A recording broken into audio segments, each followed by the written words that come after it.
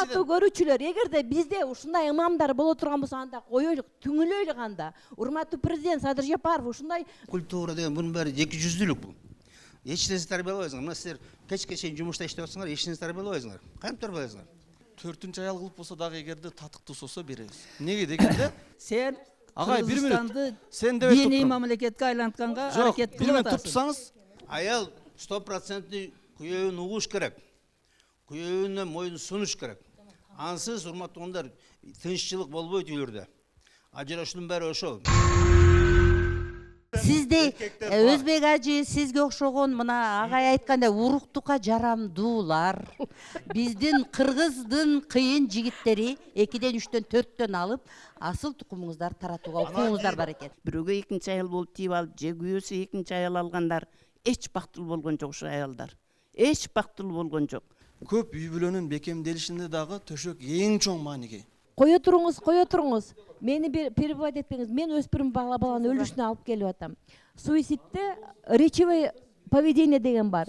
Мен аялым менен сүйлөшүп атканда кайнежем артынан чап дейт. Ана эзим болуп калганда бүт берин талкалап мына көрүп атат. Урматтуу молдокелер, кичине жаштарды мындай ойготуп, ишке, патриоттукка, анан үй бүлөнүн эң баалуулуктарын мындай сактаганга үгүттөгүлө да. Күндө мээ жемей, күндө зомбулук, сөзсүз жанагы соцсетке чыкканда же арыз жазганда гана билинип атат. Биринчи аялын экинчи аял алыптыр да. Алып, анан экинчи аялын алганын биринчи аялына угузуптур. Ушундай алды, мен андай мындай дептир. Мусулманчылыкта аялда оронгон эле. Анан кийин ал аялы ооруп көкүрөгүнөн аябай азап чегип, арыктап кетти да. Анан ошол имам бир жерде отуруп мактанат экен. Мен экинчи аял алганда биринчи аялым аябай жаман болду эле. Үчүнчү аял алганымда экинчиге баары бир экен дептир. Экинчим сезген жок дептир. Биринчиге айтпадың дептир, үчүнчү аял алган. Экинчиме айтсам, экинчим сезбеди дептир. Бул не деген маңкуртчулук? Айтыңызчы ошону. Бул нормальное явление. Силер бар го, силер баарыңар орусташып калгансыңар да. Орустун система, европейский система. Бир эркекке бир аял, анан зато 10-15 ойнош. 10-15 ойнош. Yok, mizam gördüm. Mizam bizge жазып берген. Европа жазып берген. Biz Kırgızçaga oturup kol götürüp koydu. Все, bitti. Bırak, Европа özü çirip atat, çirip. Süyüde hiç kандай süyü yok. Бул жерде Европа жөнүндө сөз болбой эле турат. Даже бала тубайт, Европада даже бала тубайт. А силер келип жалгыз жашаган жер калды атасыңар, туура? Жалгыз. Мындай, биз кайтып эле мурдагы биринчиге кайтып атабыз да, биз канткенде ошол нерсенин алдын алабыз. Юридически мурда, мына психологический демес качы? Психологический деп. Неге секиресиңер? Мен мисалы аялыма сүйбөй калдым деп койсом, секирип кетесиңби? Ушуп болобу, туурабы? Урматтуулар, азыр мен сүйбөй калдым деп башка бирөө сүйүп калдым, секирер айлыктан. Бул жер дебат эмес, агрессия болуп атат. Кичине сабыр кылгыла, улуулардын да сөзүн уккула. Жана мен медик катары сапаттуу тукум улоо дегенди кээ бириңер туура эмес түшүнүп атасыңар. Биз көп аял алуу деген дагы эки тараптуу болуп туруп агрессияга өтүп атасыңар. Туура эмес бул. Биз азыр Западты да дуурабашыбыз керек, арабтарды да дуурабашыбыз керек. Кыргыздын илгерки ата бабадан келген өзөгүбүзгө кайтыш керекпиз. Ошого кантип кайтыш деген маселеге келишибиз керек. Бул мындай деп эле айта бербестен, бирөөлөрдү бир 1000 адамдын ичинен бирөө жаманыраак иш кылган болсо, ошого белгилүү билинип калса, ошого жабыша бербестен. Кыргыз салтында бар беле көп аял алуу? Бар беле жок беле? Кыргыздык, исламский эмес, кыргыздыкы. Мана Манас. Кыргыздын салтында болгон. Манас, мына Жакып, Кыргыздарда болгон. Кыргыздарда болгон, эрежеси менен болгон. Кыргыздын өзүнүн түпкү эрежеси менен болгон. Көп аял алган болгон. Бунун ошол аялдан уруксат сураганбы, сураган эмеспи? Жок, мен суроо берем. Сураганбы, сурам. Кыргыздын салтын тактап бул маселе Байбичелери уруксат бергенде алган. Эгер Куранга таяна берип төмөн кете турган болсо, Кудай бир адамды жашатып, бир энелин жасатып койгон. Эгер Кудайга ошол керек болсо, бир адамдын жанына 4 энени жасап коюш керек эле. Жасайт эле. Мухаммед пайгамбардын мезгилинде согушчул мезгил болгон. Жокердик мезгил болгон. Динди улантамын деп туруп, жанындагы мамлекеттерде согуш болгон. Жанындагы эркектер кырылып өлгөн. Ошондо Мухаммед пайгамбар сен мынаны 18'ge kirген, 15'e kirgen kızdı alaver degen emес. Ölgen saldattın ayalın bayda ayалы. baldары менен. Азыргыдай bizde машина менен kömür taşılgan emес. Азыргыдай ундарды алып келип магазинде турган эмес. Ошонун эркектин колунан гана келе турган иштерди сен эшматтын, ташматтын, дагы бир балтабайдын аялдарын, ошонун балдарын барып карагын деп милдеттендирген. Мына ушул уңгу жол. Бул экинчи маселе. Эң негизгиси биз балдарыбызга, кыздарыбызга туура тарбияны бериш үчүн балага баладай тарбия беришибиз керек. Кызга кыздай тарбия беришибиз керек. Мен мына 80-ге кирип атам. 60 жыл врачебный практикам менен. Баягы окуп, көрүп, билип атам да, эркек баланы мен базыр жаштарга сүйлөшкөндө айтып атам. Үй бүлө силер бир завод катары эсептегиле, элестеткиле. Бирөөңдүн үй бүлөңдө Mercedes менен Япония Toyota чыгып атат. Бирөөңдүн үйүңдөн Запорож чыгып атат, Москвич чыгып атат. Сен балдарың, кыздарың ушу Москвич болуп калышын каалайсыңбы, же Toyota болуп калышын каалайсыңбы деп. Ошондо бардык айтат. Менин балдарым Toyotадай болуп урматсыйда анан кийин ошого көңүл бура тургандай болушун каалаймын дейт.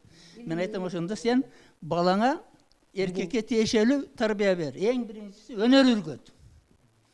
Азыр бизде этажда жашаган балдар даже розетканы алмаштырганды билбейт. Эркекке тиешелүү нерсени баланы туулгандан үйрөтүш керек. Экинчиси калыстыкка үйрөтүш керек. Сен кыздарга караганда күчтүү болосуң. Өзүңдүн туугандарың, карындаштарың башкаларды кордоп аткан болсо, ошолор тууганыңды кордоп, кордолгонду кордой бербегенге адилеттүүлүккө үйрөтүш керек. Үчүнчүсү кайрымдуулукка үйрөтүш керек, мээримдүүлүккө үйрөтүш керек. Төртүнчүсү бул мүмкүн эң биринчиси болот. Дене тарбиялаш керек. Эркек бала болгондон кийин ал күчтүү болуш керек. Өзүнүн жакындарынын, өзүнүн үй бүлөсүнү коргой турганга жарай турган болуш керек. Жанагы кайрымдуулук, мээримдүүлүк болгондо, адилеттүүлүк болгондо, ошонун үй бүлөдөн тарбияланган бала Mercedes болот. Кыздарга дагы башка тарбия бериш керек. Согуш кезинде теилгер болгон деп. Коммунизм келгенге чейин биздин аталарыбыз көп аялдуу болгон да эми. Коммунизмге чейин мезгилде анан айтайында бул биздин жанагы ар кимдин өзүнүн жашоосу да. Мен бир эжемдин сөзүн айткым келип атат да. Эжемен сурап калды дейт. Бирөө сурап атат келип менен, сиз эже успешныясыз, бизнес ледисиз, сулуу десе красавицасыз, тиги Италияга барып немелерди кылдырып келесиз дейт. Анан неге сиздин күйөөңүз сизден кийин 2 аял алса, сиз кетип калбай жашап жүрөбүз дегенде мен мынтип жооп бердим дейт. Сен өзүңүн күйөөң менен салыштырба. Менин күйөөмө билгенде сен 4-чү жолу тийгенди кааламаксың депчи. Ар кимибиз өзүбүздүн жашообузга салыштырып эле айтып атабыз да. Сиз айткандай азыр биз жаштарга тарбия беришибиз керек деп атабыз, биз жаштарга тарбия бере албайбыз. Жаштарга тарбияны мына берет азыр. Ар биринин персональный уже чипировать этилген ар биринин ушу тренери. Ушу жерде эмне маалымат алса, эмнени сүйсө ошо менен кетет да. Биз аларга ограничение кылып мындай жашай деп айта албайбыз. Биз болгону өзүбүздүн жашообузду гана жакшы алып кеткенге возможностубуз бар. Чыңгыз, мына жаш экениңизге карабастан 3 аялыңыз бар экен, агай. Чыңгыз, жаш экениңизге караганда Өзбек ажыдан өтүп кетипсиз, сиздики 3 экен, рекорд койгонго жакындап калыптырсыз. Сиздин биринчи аялыңыздан балдарыңыз барбы? Биринчи аялыңыз тирүүбү? Анын ал-акыбалы кандай, жашоосуна ыраазыбы? Эң сонун, мен ыраазымын, мен бактылуумун деп айтып турат. Экинчиңизчи? Алдага. Алда ошонто. Үчүнчүңүзчү? Мен ошолордун мындай мени караганда мага ишенеми, мага болгон урматсы, уважение деп коет го, көзүндөгү отунун жалыны өчүп калбасын деп аракет кылам да. Анан мындай да, сиздер бул көп аялдуулук ар ким алыш керек деген эмес. Коомдо какой-то процент. Сизде Өзбек ажы сизге окшогон мына агай айткандай уруктукка жарамдуулар, биздин кыргыздын кыйын жигиттери 2ден 3төн 4төн алып асыл тукумуңуздар таратууга укуңуздар бар экен. Мен башка нерсени айтайын деп атам. Токтоп турасыз. Ар бир аял курманжан боло албаган ар бир аял 4төн эрге тийүүгө уруксат барбы? Ар бир аял мына жашоосунда жашай албайт. Бүгүнкү күндө статистика боюнча Кыргызстанда 51% аялдар, 49% эркектер. Анда сиз өзүңүз 2 ай 3 аял менен жашап атсаңыз, анда мына 3 эркекке 2 эркекке бирден аял жетпей калып атпайбы? Биз мына жөнөкөй эле статистика менен эсептегенде 5 аял 5 эркек болуп жаралсак, анын 3-өнү сиз алып алсаңыз, 2 эркек аял жетпей калып атабы? Кандай болуп атат ушул жерде? Математика кандай болот? Бул биринчиден. Экинчиден, мен айтайын дегеним кайра эле.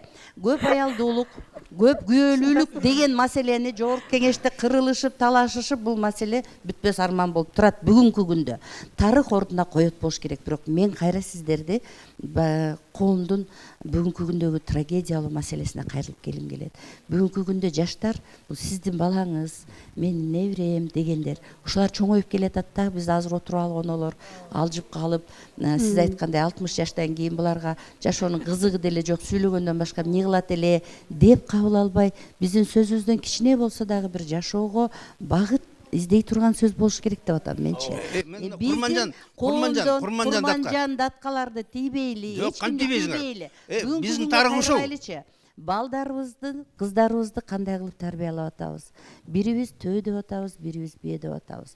Коомдо институт, үй бүлөнүн институту, үй бүлө катары бүгүнкү күндө жок болуп кетүү коркунучу туруп атат. Биз ошол нерсени сүйлөшүбүз керек. Анан кыйындар, 3төн аял алып алсаңар, кыйындар бир ери бар туруп 3төн ойнош менен ойноп ала турган болсо, кыйын эмес дагы. Кой аксагы менен жүздөгөндөй кыйын эмес да жарандар бар арабызда. Ошол кыйын эместердин жашоосу кандай болот? Анда алар урурлукка, зордук, зомбулукка, башкага барабы? Бул маселенин баардыгын таштап, бүгүнкү күндө эмне себептен биздин жашоодо зордук, зомбулук көбөйдү? Эмне үчүн үй бүлөдө бир мамлекет болуп аткан үй бүлөнүн ичинде бири-бирине жакшы мамиле менен баш кошкон 2 жаш бири-бирин өлтүрүү деңгээлине жетип атат деген маселе. Ошол маселе. Кайрылышыбыз керек. Себеби дегенде ошол маселеди бүгүн баштадык да, ошол маселеде баштадык да. Эң талуулуу маселебиз ушул маселеде. Эмне үчүн ушундай болуп атат? Эмне кылалы? Мынеки 3 аял алгандарды, 2 аял алгандарды дагы имамдарды, өзбек ажыны чакырдым, психологдор, аксакал абаларыбыз, коомдук ишмерлер барсыздар, баарыңыздар келиңиздер, эмне кылалы деген суроо болуп атат да. Азыр бул жерде дагы көмүскөдө калып кетип аткан бир нерсе, мен теорияны айтканга Кудайга шүгүр, мына профессорубуз бар. Мен бул жерде көп эле сүйлөйм да, эксперт катары. Исключительно өзүмдүн практикаман сүйлөйм. Анан кийин урматтуу Өзбек ажы, сиз бардыгын неме кылбаңыз, мындай аралаштырбаңыз. Анан кийин эмне, кандай акыңыз бар сиздин? Баарыңыздардын күйөөңөр жок, баарыңар европалашып кеткенсиңер дегенге сиз биздин жашообузду биринчиден билбейсиз. Кудайга шүгүр, бардыгыбыздын күйөөбүз бар, үй бүлөбүз бар, зыңкыйтып сонун коомго чыгарып койгон балдарыбыз бар. Кудайга шүгүр. Бул биринчиси. Экинчиси, анан кийин неме жөнүндө. Баягы 2 аял, 3 аял, башка аял жөнүндө азыр биз эркек менен аял жөнүндө гана сүйлөп атабыз.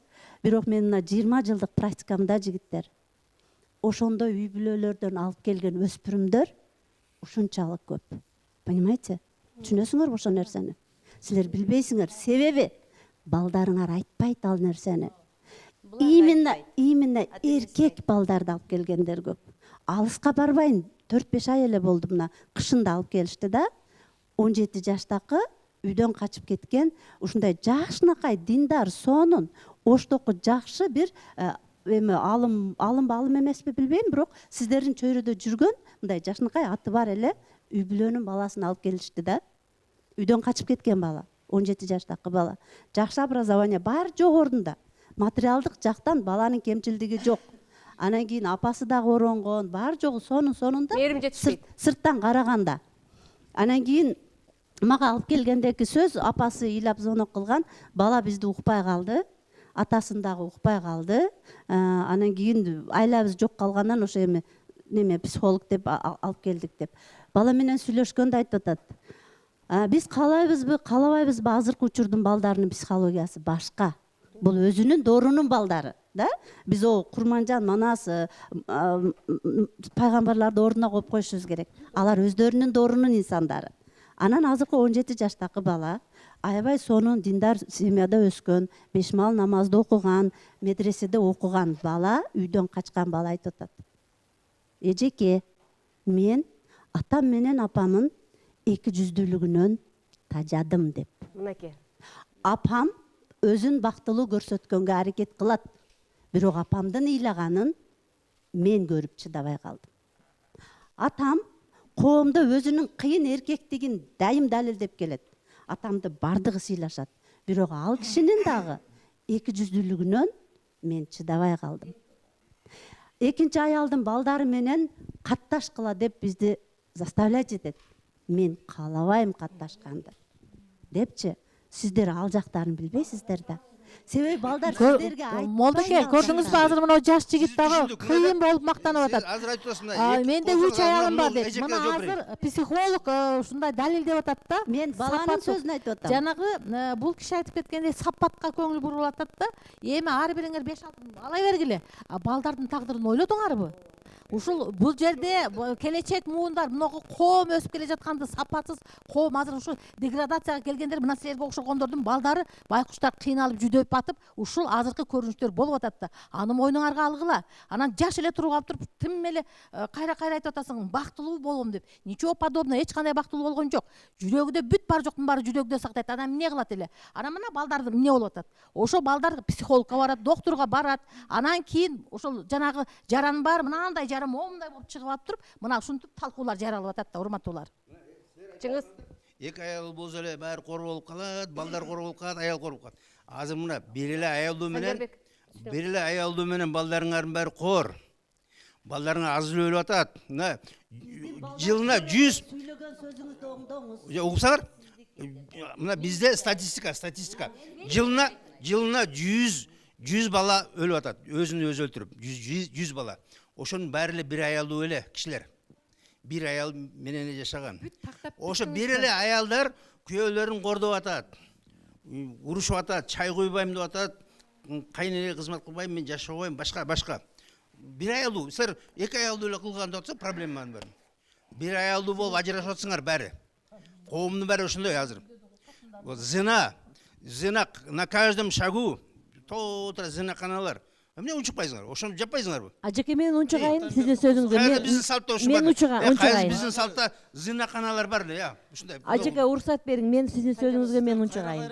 Эмнеге унчукпайсыңар деп атасыз да? Сиздин айткан ошол аялдардын баардыгы, ушунча балдар өлүп атат дегендердин баардыгына сизде илимий изилденген далил барбы? Бул биринчиден. Далил жок айтып атасыз. Экинчиден, аялдардын баары ажырашкан, ушул силерден бир эркек бир аялдан төрөлгөн балдар ушундай болуп атат дейт. Ошолорго дагы сизде изилденген фактыңыз барбы? Жок ажеке. Ошондуктан жөнөкөй эле сөз келе берет. Бирок биз могу жерде чыккандан кийин илимий деңгээлде аныкталган фактылар менен, далилденген статистикалык маалыматтар менен, жүйөлүү бир кандайдыр маселенин негизинде сүйлөсөк, ошондо коомчулук бизге ишеним көрсөтөт. Анан бай эле ажеке келиптир, баягы эле тиги келиптир дегенден биз алыс болуп, азыр менин биринчи сунушум ушул зордук зомбулукту алдын алуу боюнча биз жерлерде айылдык комитеттер, аксакалдардын соту, аялдардын активдүү катмары, жаштардын комитеттери болуп иш жүргүзүп билим берелик. Ошондой аялдарга, ошондой балдарга, ошондой үй бүлөдө өспүрүм балдарды байкап калса, ошолорго байкоо жүргүзүп, ошолорго жардам берелик. Ар бир айыл өкмөттө социалдык кызматкерлер иштейт. Ар бир үйдүн деңгээлин билет. Кимде мигрант болуп кеткен, анын үйүндө ким калган. Мына ушундай иштерди жүргүзөлүк. Эгерде биз мына ушундай тиги мамлекеттен баштап, психологиядан сүйлөп атасыз, далилсиз сүйлөп атасыз. Туруп турсаңыз. Мен бөлбөй турмунчу, мен сөзүмдү бөлөм болайын. болду. Сиздики жөн эле черновек болду сөзүңүзчү. Жана бири сиздики черновек болуп атат. Сиздики черновек болуп атат. Балдарды айтып атасыз. Мен азыр ошону сүйлөп берем, коюп турсаңыздар. Ал балдар сиздер али дин деп сүйлөгөндө туруп экинчи аял англис тилине барат, информатикага барат. Эмнеге сиз мага эме кыласыз? Ушул сөзүңүзгө жооп бересиз. Мен ар бир сөзүмө жооп берем. Арыз жазамын. Сиз ушундай сөз сүйлөп аткан дегениңизге мен чыгып менин укугумду тепселеп атасыз сиз азыр. Менин укугумду тепселеп атасыз. Ыйман жолунда туруп аялдарды басмырлап жатасыз. Бул жакшы эмес. Бул биринчиден. Экинчиден сиздин сөзүңүзгө мен ажекеме унчукпайсыңар дегенге унчугуп жооп берип атам. Ажекем азыр айтты. Экинчиден сиздин сөзүңүзгө Мен азыр мага сөз бериңиз. Мага сөз бериңиз, мен сүйлөп атамын. Эгерде урматтуу көрүүчүлөр, эгерде бизде ушундай имамдар боло турган болсо анда коелук, түңүлөйлүк анда. Урматтуу президент Садыр Жапаров ушундай иман жолунда иштеген балдарга келиңиздер, биз булардын бардыгына биз точка коелук. Эмне ушундай балдар иштеш керек? Коомду тескери жакка бура турган адамдар, алымдар иштеш керек. Бул адам текшериш керек. Барбы диплому? Болсо канча жылдык тажрыйбасы бар? Кимдерди үгүттөп, кандай адамдар менен иштеп атат, кандай балдарды чыгарып атат? Эмнеге биз унчукпашыбыз керек? Бул жерге келип туруп аялдарды баарыбызды 3 эркекке тепсилетип отурабыз. Мындай болбош керек. Эгерде ушундай боло турган болсо, анда биздин аялдар уже проблемалуу болуп, биз азыр көйгөйдүн астында калып калдык. Болду, бизди ажыке башкарат, бизди мого ошогон молдолор башкарат, бизге мого ошон 3 аял алган эркектер башкара турган. Биз ушуга туруштук беришибиз керекпи? Садыр Жапаров, мына азыр Оштосуз, Ош областына жүрөсүз. Кайсы жерде болсо могу аялдар барабыз сизге. Барып туруп ушул маселени көтөрөбүз. Эмне үчүн балдарды алып келдик медресеге? Ал балдар келгенге убактысы жок. Ал балдар түштөн кийин продленкага барышат, информатикага барышат, музыкага барышат, физкультурага барышат, таэквондого барышат. Эмнеге ушул кишинин айтканы боюнча ар бир 150 эркек балдарды ээрчитип келиш керек. Кечирип коесуздар, эгерде биз ушинтип кыйкырбасак, ушинтип биз ичибиздеги ички духубузду алып чыга албасак, анда биз дали болсо тепсиленип калабыз, урматтуу аялдар. Ошондуктан келиңиздер, биз тетиги өкмөттөн эмес, ылдыйкы айыл өкмөттөн баштап туруп ушул нерсеге алып келишибиз керек. Динде түшүнгөндө көп мындай экинчи аял темасын алып туруп, аялдын кадыр бакытын айтып берейин. 1 мүнөт туруп Азыр мен ошол нерсени коюп коеюнчу сиздергечи. Азыр биз ошол экинчи аял, үчүнчү аял деп кеттик, бирок ошол эле учурда аял кишилер азыр ошол экинчи, үчүнчү болуп турган аялдардын укугун коргоп атпайбы? Азыр кыйкырып аткандардын себеби да ошол болуп атат. Ошол жердеги чоңоюп аткан балдардын укуктары, ошолордун кулук мүнөздөрү, жашоосу, жагдайы жөнүндө баардыгыбыз баягы жүрөгүбүз неметкенден айтылып атат да. Мен сиздерди бекеринен силердин 3 аял барыңар, 2 аялыңар үчүн мынтип көтөрөйүн деп чакырган жокмун. Канчалык деңгээлде сезсе болот? Ооба, алсын, албасын эмес, алсын, бирок ошол эле учурда кайсы учурда аялдын деңгээлин көтөрүп алыш керек. Имам катары деле мисалы үчүн аялдардын деңгээли мисалы үчүн немеде канчалык деңгээлде бийик кармаш керек? Ошону деле айтып берсеңиз болот да. Деңгээли ислам дининде аял кишинин даражасын ушунчалык көтөргөн, андай эч бир динде да жок, эч бир салтта да жок. Ошону айтыңызчы. Болгону мына экинчи аял деген темада бул динди жамандаш үчүн айтылып аткан сөздөр. Бул эми бир чекесинде жерге асылбаңыздар, коюп коюңуздар анчы. Анда өзүнүн себептери бар, жана айтылып аттыгы. Аял кишинин кадыр баркы, аял киши өмүрүнүн акырына чейин 3 түрдүү эркекке эркелеп, жыргап жашап өтүп кетиш керек. Эгерде динди, ыйманды, салтты кармаса. Биринчиси атасы. Мисалы менин кызым бар. Ал кызым бойго жеткенге чейин мага эркелеп болгон каприздерин эркелигин кылат. Акча керек болсо акча, эркелик болсо эрке, ал жака апар, бул жака апар, бардынчы. Анан качан ата күчү жетпей турган мезгилге жетет. Мисалы, ал переходный возрастка жетет, бойго жетет, ичинде сезимдери, каалоолор болгон убакта ата канчалык психолог болсун, ыймандуу болсун, билимдүү болсун, күчү жетпей калат, моюнга алыш керек. Ата күйөөсүнө тапшырып берет. Тандап туруп, мындай аманатка бекем болгон, Кудайдан корккон, адилеттүү болгон адамга тапшырып берет. Болду, мындан ары эркек киши жооп берет. Эркек киши дүйнөсүнө дагы, ахиретине да жооп берет. Кандай жооп берет? Ошондо кызыңызга өзүңүз таап бересизби? Ошо. Жаганы коюп туруңуз, сөздү бөлбөйчү. Эркек киши күйөөсүнө, мисалы, күйөө аялынын эшикке чыгып иштегенге, маршруткага чыкканга, бөтөн эркектердин копол сөздөрүнө канаттоо каптырбастан үйдө кармап, жакшынакай кылыпчы. Кийим керек болсо кийимин алып берет. Угуп турсаңыз, ал доор, мынал доор азырчы. Эч кандай карасаңыз, өзүнүн жаман негативтерди угузбай жашайт. Анан угуп туруңуз, сөз бөлө туруңуз. Аягында эркек кишинин күч жетпей турган жерге жетет. Мисалы, мына абамын жашындагылар бар. Мындай акча таппай турган деңгээлге болот. Уже алжып калат. Бир сөзүн эки сөз сүйлөп алжып айткан, мисалы, анан балдарына өтөт. Балада бар исламда. Энең апаң ушундай деңгээлде. Эреже ошондой болуп атпайбы? Бул динде деле, башка учурда деле эреже ошондой болуп атат да. Анан мен айтайын дегеним, жана кызым мага эркелейт деп атпайсызбы? Эркелейт. Мен жөн гана аял катары суроо бергим келет да сизге, ушул эжекелерди катарында эле аял катары суроо бергим келет. Кызыңыз эркелеп чоңоюп атат сизге. Сиз кызыңызды окутасызбы? Окутулат, албетте окутулат. Бул жерде класстан кийин окутпай койбойсузбу? Жок, окутулат. Сөздү мындай толук укпай элечи. Дайым эле динден сүйлөгөндө ушинте бересиздер да. Сөздүн ортосун алып, сөздү маңызына чейин аягына чейин укса Кызыңызды чыгат. окутасызбы? Окутабыз. Анан туруп туруңуз. Ошол кызыңыз, Ага, эжеке азыр турсаңыз. минутта. Ошол кызыңыз окуду, чоңойду. Бирок ошол кызыңызды сиз башка бир сиздин өзүңүзгө окшогон, сиз тандаган адамга экинчи аял кылып бергенге ыраазы болосузбу? Төртүнчү аял кылып болсо дагы эгерде татыктуу болсо беребиз. Неге дегенде ал эркектердин баардыгы 5 кол эмес, эптемей кол биринчиге киргенин көрө караш керек.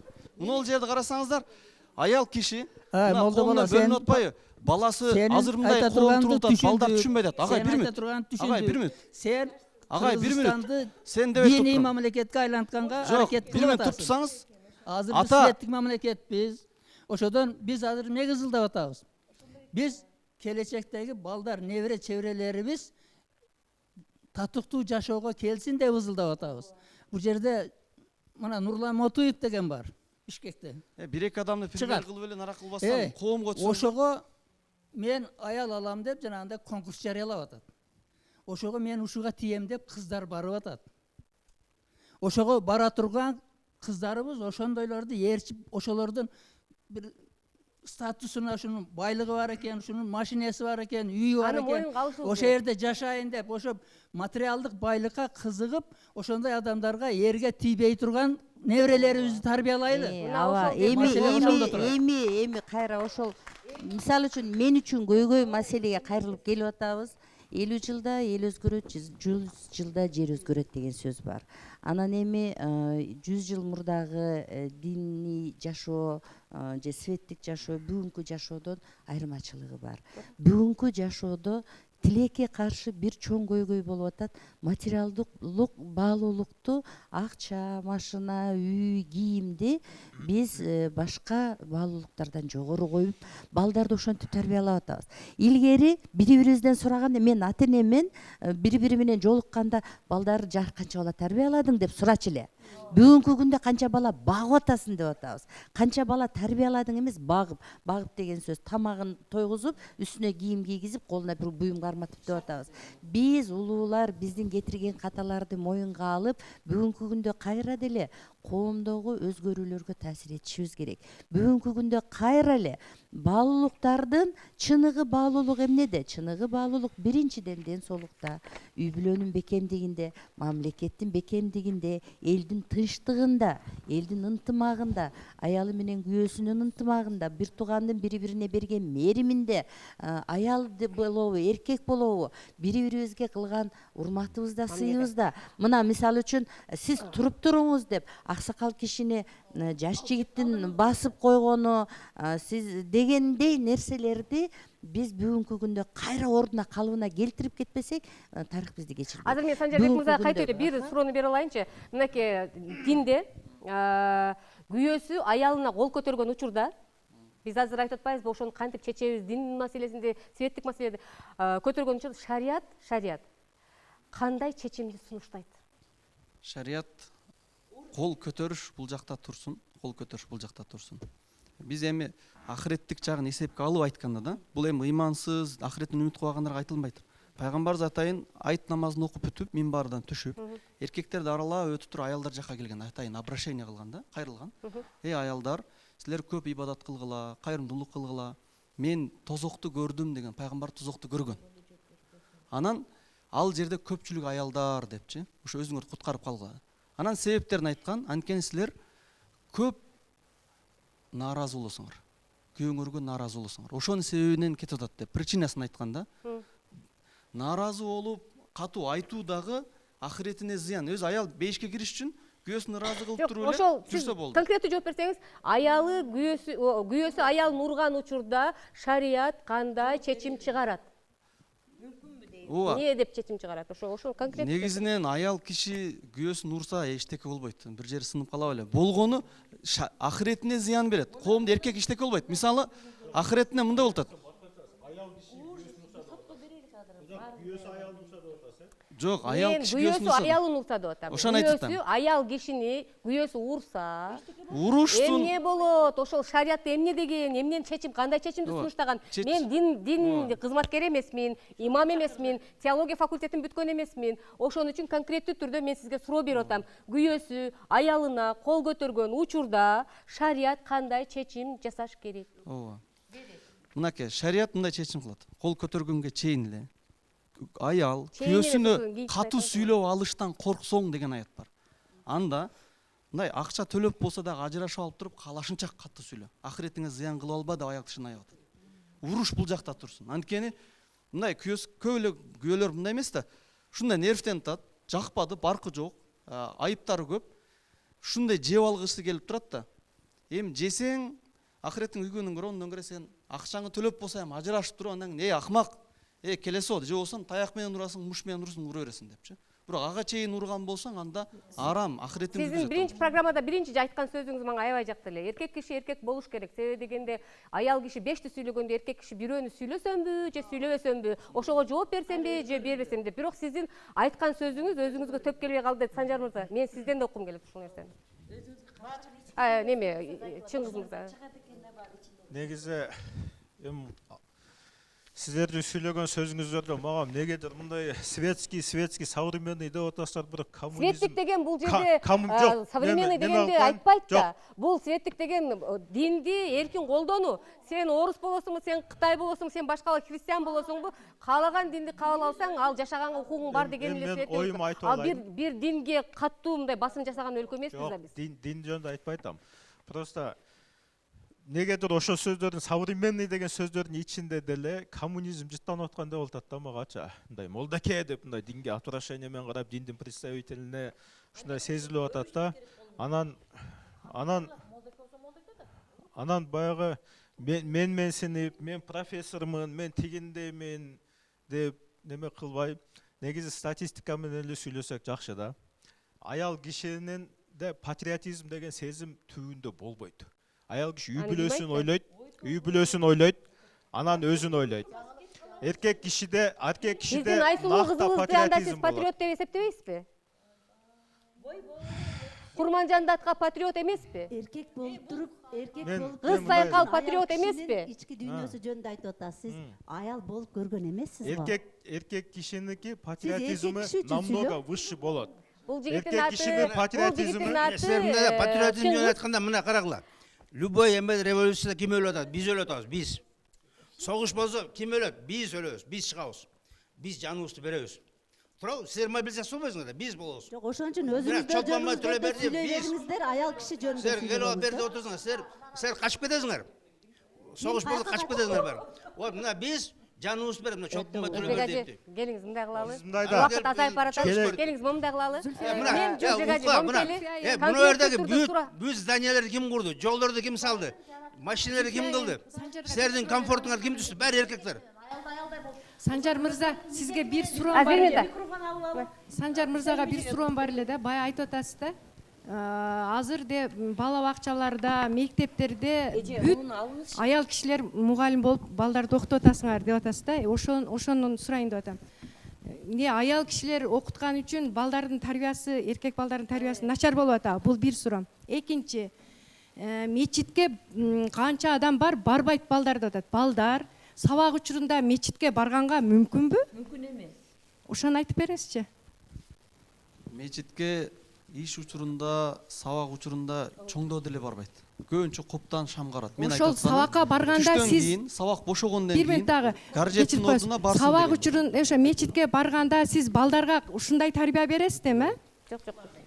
Ал жерге сиз бараң анан көрөсүз. Ал жерде биз могул жерде талаш болуп атат, дебат болуп атат, молдоке деп кээде динден сүйлөп аткан үчүн сөзгө карама каршы айтылып аткан эле сөз.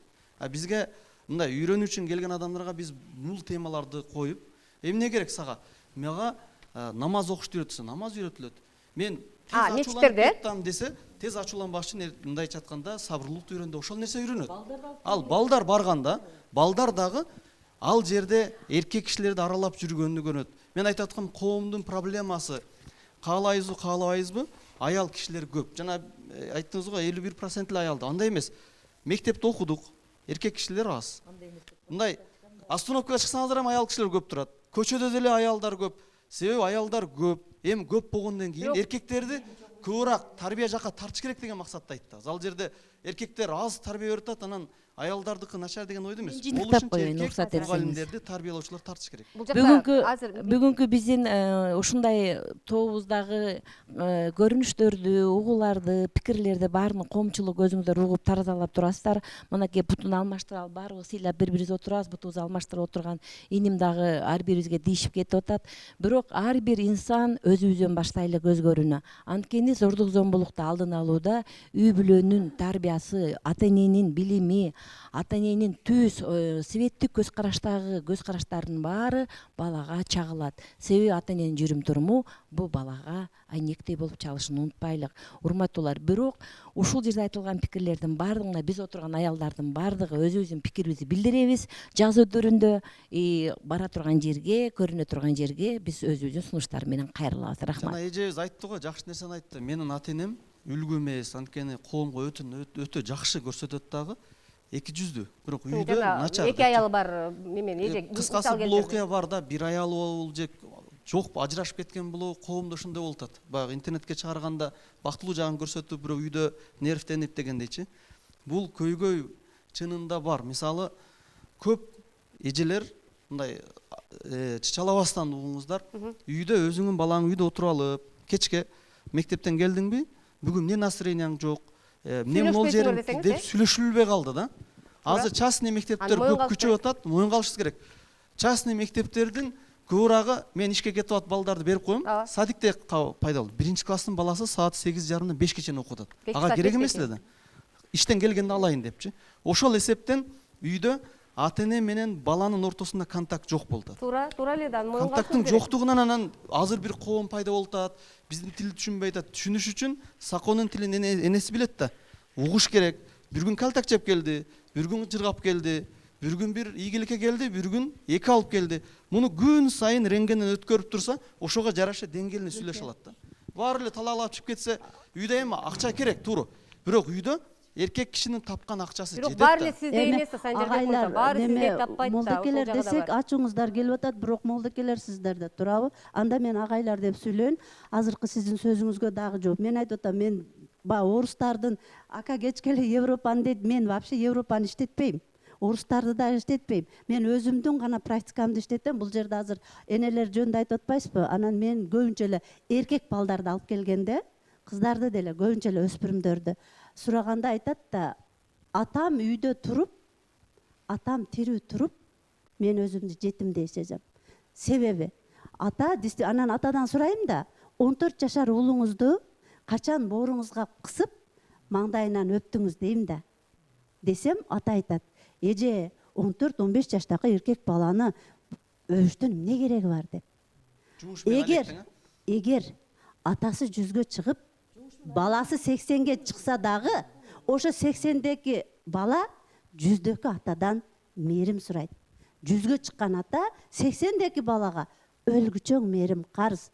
Анан азыр эжеке айтты, айвандын баласын багат, адамдын баласын тарбиялайт.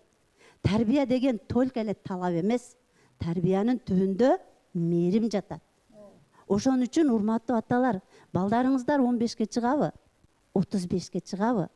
Анан сиздин миллион таап келип атканыңыз, сиздин ал баланы багып атканыңыз шылтоо эмес.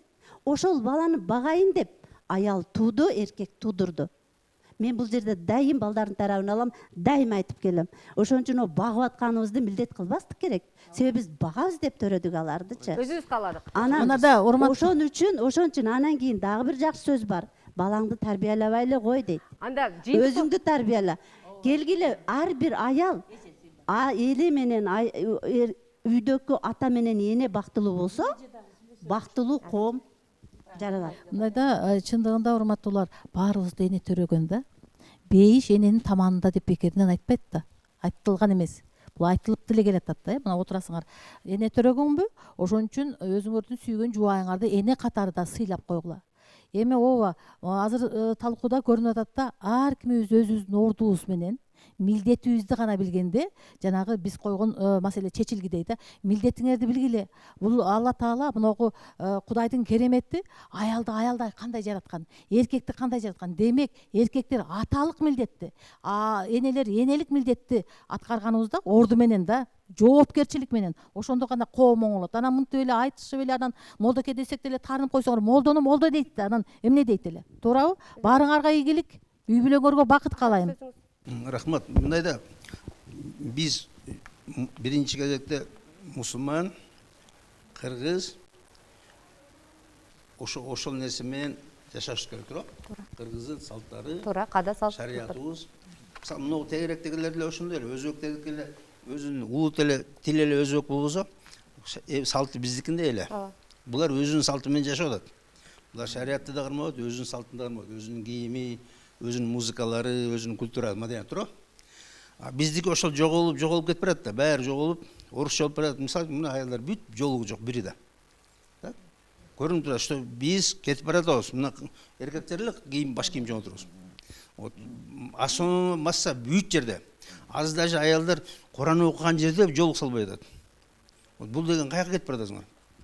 Вот анан келип, мына анан культура деген бунун баары эки жүздүүлүк. Эмнеге бул молдоке ушундай болуп калыптыр деп динден көңүлүңүздөр калып кетпесин, ахирет барыңыздарга керек. Европалашып кеттиңер деп силер чырылдап кетип атасыңар. Эркек эркекте, аялдай болуш керек, теңдик болбош керек, эко функцияны бирдей албаш керек.